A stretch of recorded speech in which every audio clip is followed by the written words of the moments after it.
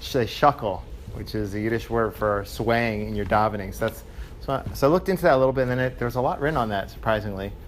So some people say it's like a unique thing to the Jews. I don't know. Have you seen other religions do it, like the shuckling, the back kind of that? I don't know. It's like, have you seen like movies? People at church, are they doing this or no? Yeah. So it seems like it's been done for a long time too. Meaning there's this source that people bring in the name of Muhammad. He says, "Don't be like the Jews, who, when reciting the Torah in public, sway back and forth." It's like from the 7th century.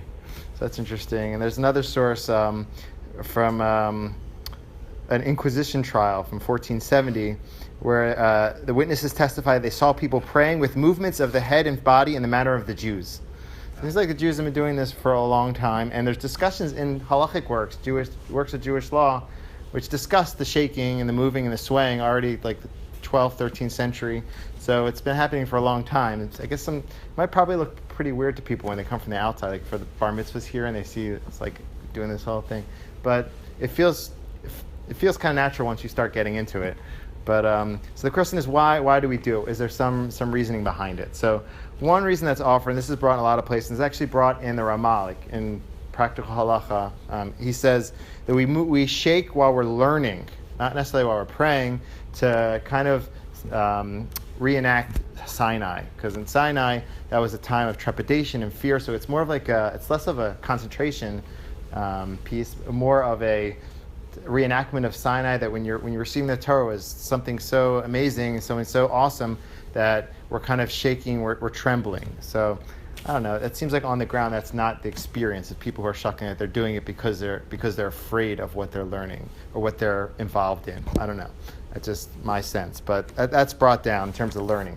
There's an interesting explanation that's brought in the Kuzari. He is the Rabbi Yehuda Levi, lived in the 12th century, 11th and 12th century. He brought two much more grounded, very grounded explanations, like one literally about the weather. So he says, why did Jews shuckle? So apparently Jews were shuckling in those countries too, which is in Spain, people were shuckling at least. And he said, it is done in order to arouse natural heat. So people were cold maybe, and so they started the shuckling. So that's one explanation he brings. But then he brings another one. What? Maybe it's very, what? Maybe Poland or Russia. Yeah, I don't know, maybe in the... I don't know. But he brings another reason, which is interesting also. He says, my personal belief is that it stands in connection with the subject. Many persons read at the same time. It was possible that 10 or more read from one volume. So 10 or more people were huddling around a sefer, a book.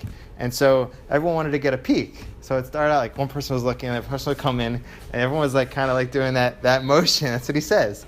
And then that kind of became a habit. And he says, after a while, he says, this was one reason. Then it became a habit through constant seeing, observing, and imitating, which is in man's nature. So people saw other people doing this, they started to do it. And then it became like a habit, and Jews started to do it. Okay, so those are two explanations. One about Sinai and one, but more, this explanation is one, this third one is one that's often brought. I've heard this over the years. And this is from the Zohar, which is the central text of the Kabbalah. So he says like this, when an Israelite has said, it says like this: the spirit of man is the lamp of the Lord. This is more of a spiritual explanation, but it connects, I think, to our experience when if you shuckle. So it says like this: the spirit of man is the lamp of the Lord. Now, once this lamp has been kindled from the supernal Torah, the light upon it never ceases for an instant, like the flame of a wick, which is never still for an instant. So he says like this: so when an Israelite has said one word of the Torah, a light is kindled, and he cannot keep still, but sways to and fro like the flame of a wick.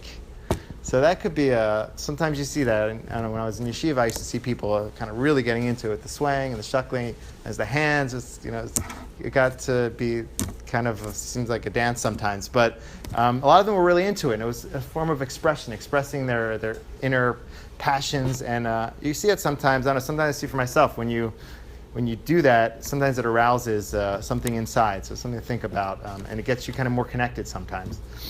And a fourth explanation that's offered, this appears in the 12th and 13th centuries in Sefer Hasidim, that says like this: you should shake your body, because there's a verse that says, all of my bones will say, God, who is like you.